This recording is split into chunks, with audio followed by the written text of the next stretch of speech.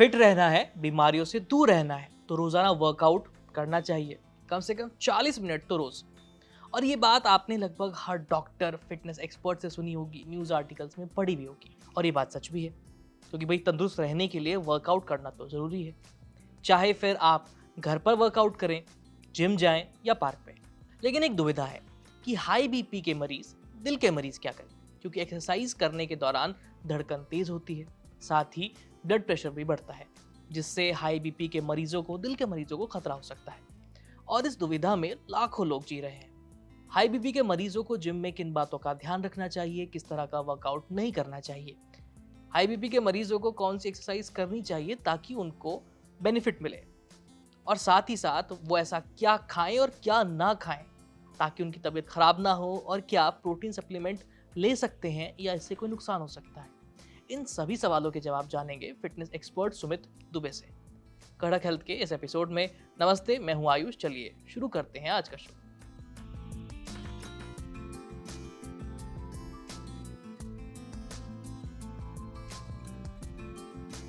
तो जिम शुरू करने से पहले मैं रिक्वेस्ट करूँ, सबसे पहले तो आप, अगर ये दिक्कत है तो आप डॉक्टर से क्लियरेंस ले लो।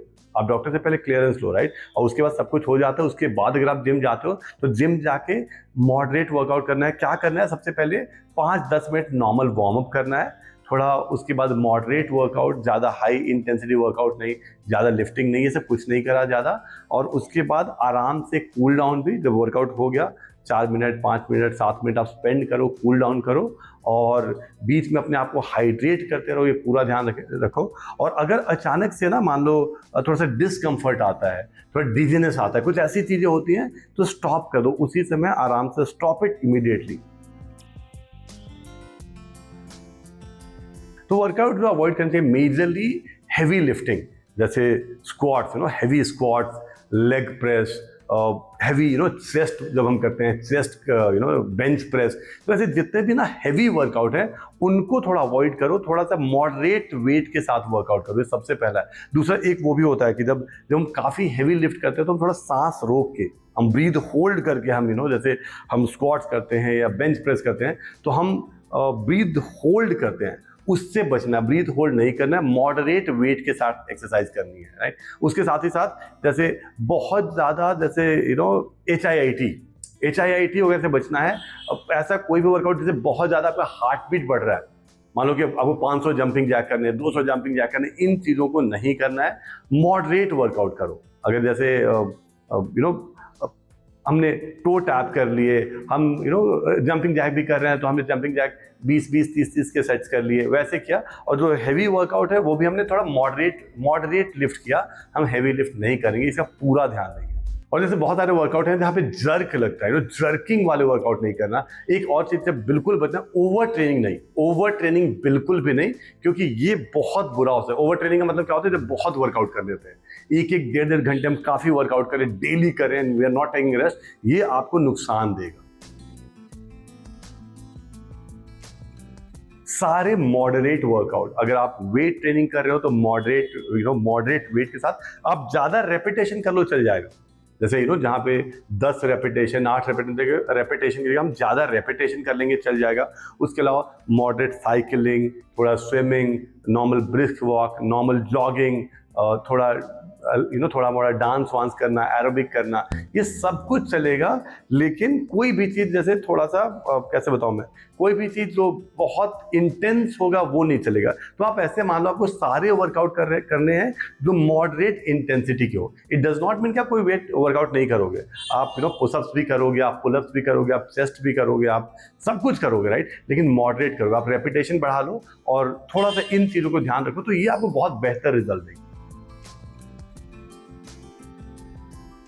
कि सॉल्ट कम, राइट? शुगर कम, मसाले कम, बाहर के जो स्नैक्स वगैरह होते हैं वो बिल्कुल अवॉइड कीजिए। फ्राइड फूड, बाहर के स्नैक्स, कोई रेस्टोरेंट के बाहर के खाने जिसमें बहुत तेल मसाला है, वो सारी चीज़, मेजरली आपको जो आपके हार्ट के हेल्थ के लिए अच्छा है वो फूड्स खाने हैं।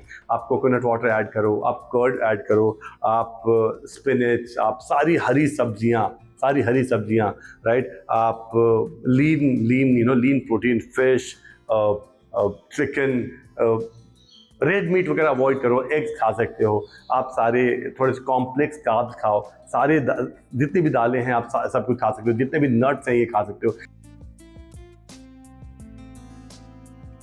प्रोटीन तो डेफिनेटली ले सकते हो मेरे हिसाब से, तो जितने भी चीज़ है फिश, चिकन, और जितने भी दालें हैं, पल्सेस, नट्स, जो भी सोर्सेज हैं, राइट, ये सारी ही चीज़ें ले सकते हो। सोया के सोर्स हैं, सोया चंक्स, टोफू, ये सब कुछ ले सकते हो, इनमें कोई दिक्कत नहीं है, राइट।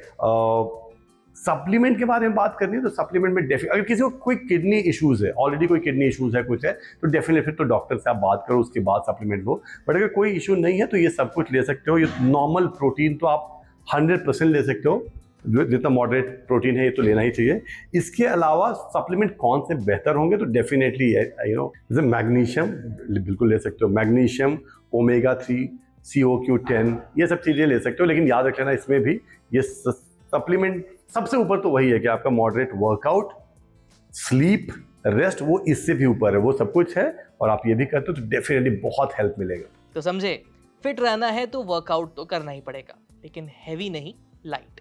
बाकी अगर एक्सरसाइज के दौरान आपकी धड़कन तेज होती है, आपको चक्कर आता है, आंखों के सामने अंधेरा छा जाता है, तो तुरंत एक्सरसाइज रोक दीजिए, लंबी लंबी सांसें लीजिए, पानी पिए, आराम करें और बिना देर किए डॉक्टर से ज़रूर बात कीजिए। कड़क हेल्थ के इस एपिसोड में आज इतना ही। अगर आप डॉक्टर हैं या आपका डॉक्टर से कोई सवाल है तो स्क्रीन पर दिख रही इस ईमेल आईडी पर अपने सवाल और अपने सुझाव हमें भेज दीजिए। ये वीडियो अगर आप फेसबुक पर देख रहे हैं तो हमारे फेसबुक पेज को लाइक कीजिए, और यूट्यूब पर देख रहे हैं तो हमें सब्सक्राइब करना मत भूलिएगा। और हाँ, जाते जाते बेल आइकन दबा दीजिए ताकि जब भी हम नया वीडियो अपलोड करें तो आपको नोटिफिकेशन जरूर मिले। मिलते हैं आपसे अगले वीडियो में। मैं हूँ आयुष, तब तक के लिए बाय बाय।